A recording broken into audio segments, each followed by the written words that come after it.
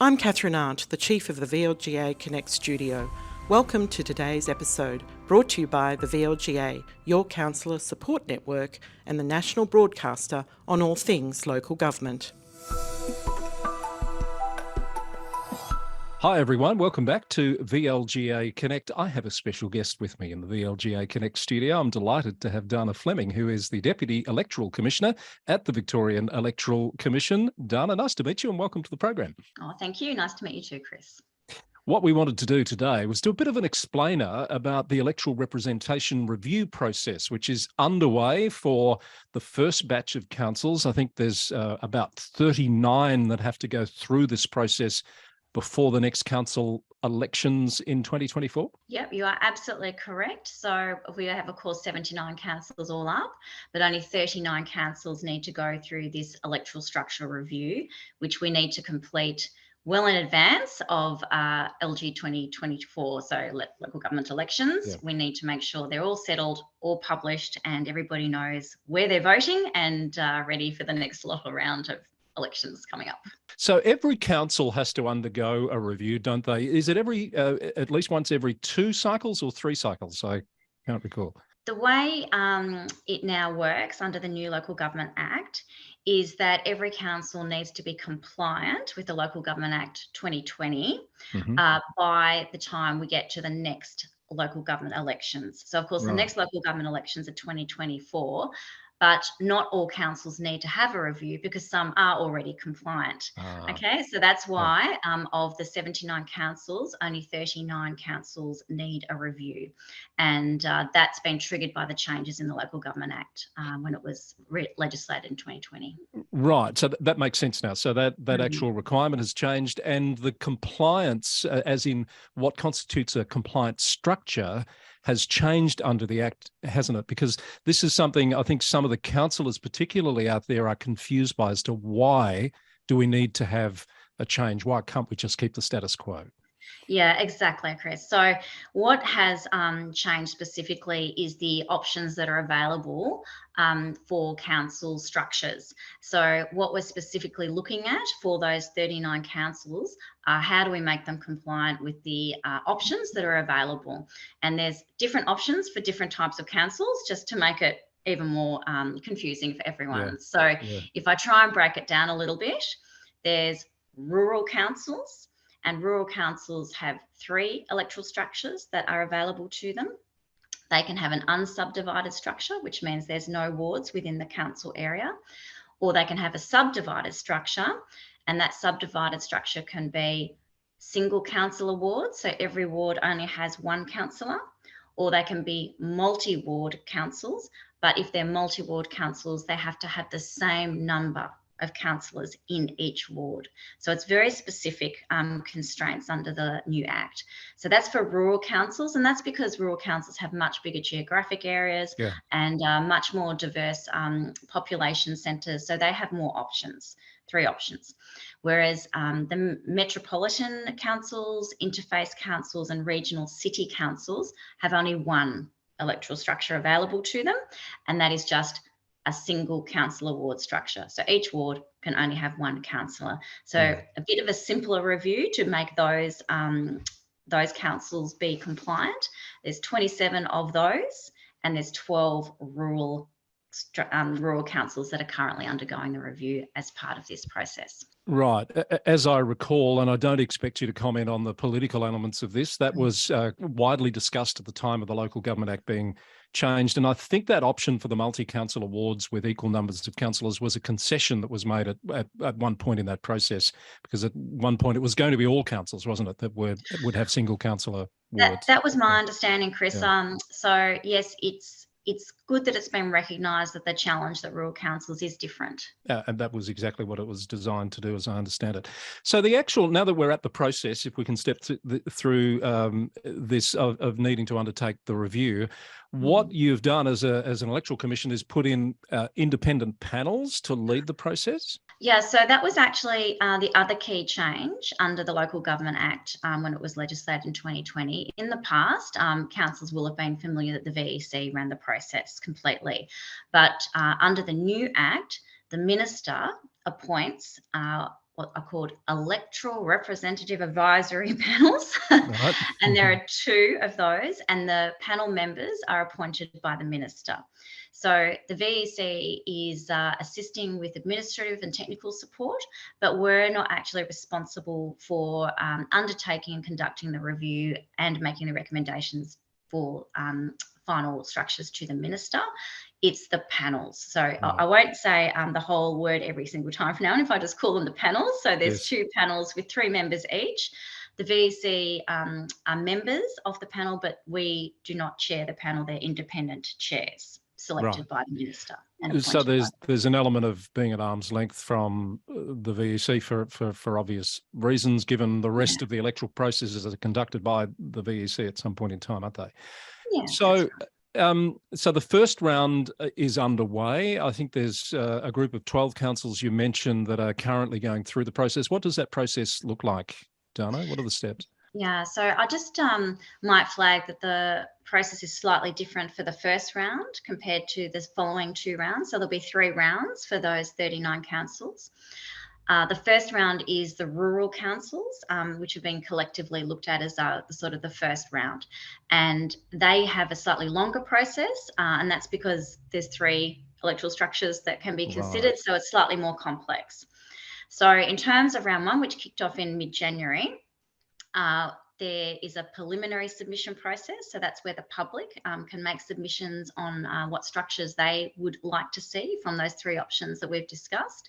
And they could also use our mapping tool that we created to actually have a go at trying to map themselves. It's quite nifty, I must say. If you want to get on and have a go, it's really easy to use. That's on the VEC website, is it? Correct. It is on the VEC website if anyone wants to use it to have a go themselves at mapping the boundaries and creating wards that they think would suit the new. That sounds like fun. Requirements. It is a bit of fun. Nice, pretty colours. It's very user friendly. And the preliminary submission round has actually finished for all of the first 12 rural councils, and they are then being considered by the panel. So the panels meet and they consider what submissions have put forward, and also the other aspects of the council that needs to be considered. And then we publish a preliminary report. So that's the first 4, for example, were published on Wednesday, I think, the 15th of March. And then they're sort of published weekly after that. And that then means there's an opportunity for the public to look at that preliminary report and make a further round of submissions on what they think in that report. The report puts forward the strongest models that have been considered by the panels for consideration by the public. Right. So they get a second chance to make submissions on that. And then if they want to also speak at public hearings to expand on their submission, there'll be online hearings after that. And all of that information is then taken into account by the panels, and then a final report is made with a recommendation to the minister on the appropriate electoral structure. Right. So that's for rural councils. The only difference for round 2 and round 3, which are those metropolitan interface and regional city councils, is that they won't have a preliminary submission phase. So there'll be a preliminary report published. They can still, all the public can still make submissions on that, and there's still a public hearing process. But of course, it's not so complex because we're not having to narrow down to which is the best electoral structure there. We can only go with single councillor, single ward structures. But I assume in those cases, is there a look at how those wards are structured, given they're single council wards, but where the boundaries are, the different options for distributing across that municipality? Is that right? Yeah, exactly. So there's still sort of the 2 constraints around that which have to be factored in by the panel is you can have between 5 and 12 councillors. So there is a number of councillors to still be decided within that council area. And then, of course, that dictates the potential number of wards that you might have within that council. And then, of course, as you've just rightly flagged, where those ward boundaries are appropriately located is a really big consideration of the panel, and that requires looking at the geography of the council, communities of interest, of course, population trends, so trying to work out where the growth is or decline. Transport networks, those are also considered because that connects to communities of interest. And then you've got your final legislative constraint, which is this plus or minus 10%. I'm not sure if your listeners have actually come across that before, but it's a one vote, one value constraint where the number of voters that each councillor represents must be within 10% of the average number of voters per councillor across the council. Which makes sense. A lot of factors have to all be massaged to get to a compliant structure. Yeah. So as you pointed out, there's 3 members on the 2 panels, so the work's being divided up. I think you've got some backups in case some of those panel members become unavailable, because it's a pretty big task, and it's obviously going to take us through quite a few months to get through the 39. It will. So the whole 39, we don't expect to be finished until January 2024. Right. And it's a really tight schedule, Chris. I have to say, it's like, as you can imagine, it's sort of submissions, hearings, writing the report, publishing the reports. It's it's a really tight schedule. And the constraint, of course, is there's the need to gazette all of that and then get those boundaries redrawn for the purposes of the 2024 elections coming up. So the first 4, as you said, came out on the 15th of March. I had a quick look at those. They were for Bull Oak, Gannawarra, Northern Grampians and Yarriambiack, if I remember rightly. And I think in each of those cases, there's 2 models being put for consultation in the submission process. But as you say, for the subsequent metropolitan councils, there'll be different things that are put forward in the report for consideration. One I wanted to ask is, at what point in that process, or does it apply all the way along for the councils themselves to submit about what sort of structure they think they should have? Yeah, so we publish all the preliminary submissions on the website, and I'm pretty sure for those 4 that each council made a submission. So they make a submission on behalf of the council, putting forward their perspective, as do all the individual members of the public that have also put in submissions. So they're part of the process, as are all members of the public in each council area. And we do encourage everybody to make a submission, because it really helps inform the panel's understanding of what the preferences are of the community. And we hope people do take that opportunity, obviously. It's probably worth, Dana, talking about, you've explained very succinctly what the review does cover. It's probably worth talking about what it doesn't cover, because there's a few discussions out there. Different parts of the state want to see de-amalgamation of councils, those sorts of things.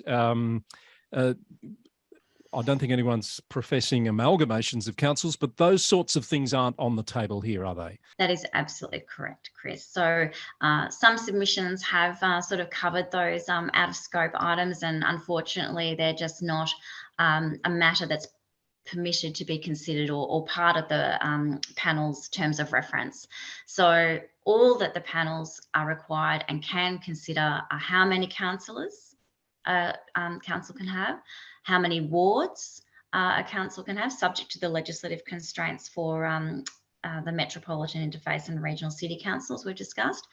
As you've pointed out, where the ward boundaries are located, and the names of wards if new wards are being created. Now, you may not be able to answer this question. I understand if you don't. Question without notice. I noticed in the Commission of Inquiry report for Moira Shire Council just a week or so ago, there were some comments made by the Commission about the current structure not being fit for purpose, and they're recommending that be looked at. But as far as I can see, Moira Shire is not on the list of those 39 councils, correct? Yeah, it's not up for review this round. So they're compliant with the number of councillors, their structure's compliant, and they're within the plus or minus 10% constraint as well. So yes, they haven't actually been scheduled for a review.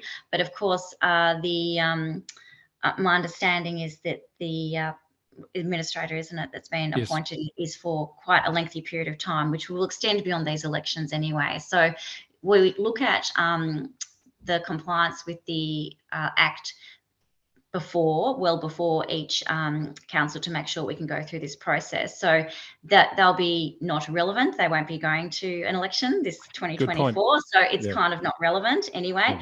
But by the time the next elections come up in will that be, 2028? 2028. That they may well be on the schedule at that stage. Good point. I hadn't actually thought that far ahead, but you're absolutely right. Okay, Dana, thank you. I think that's been really useful to explain the process, why it's happening the way that it's happening now. There is a list of the full 39 councils under review on the VEC website, and we can pop the VEC website address on screen for those who'd like to go and check that out. Anything else you'd like to share with us before we wrap up? Simply that everything is on the VEC website. So if anyone's interested in having a look at which councils are under review, the timelines for each of the phases are all up there. And of course, that mapping tool, if you're interested in making a submission, is up on the same pages. So very easy to find, all located in the same place. And we do publish our reports as well as all the submissions. So if anyone's interested and wants to have a look, they're welcome to see where, as the process develops, where things are at. Dana, that's been very insightful. Thank you very much for your time. It's been lovely to meet you and to have you on the program, hopefully not for the last time. So all the best to you. Thank you, Chris. I'd be very happy to come back. Dana Fleming, Deputy Electoral Commissioner at the VEC, our guest today on VLGA Connect. And we'll be back with more very soon. Bye for now.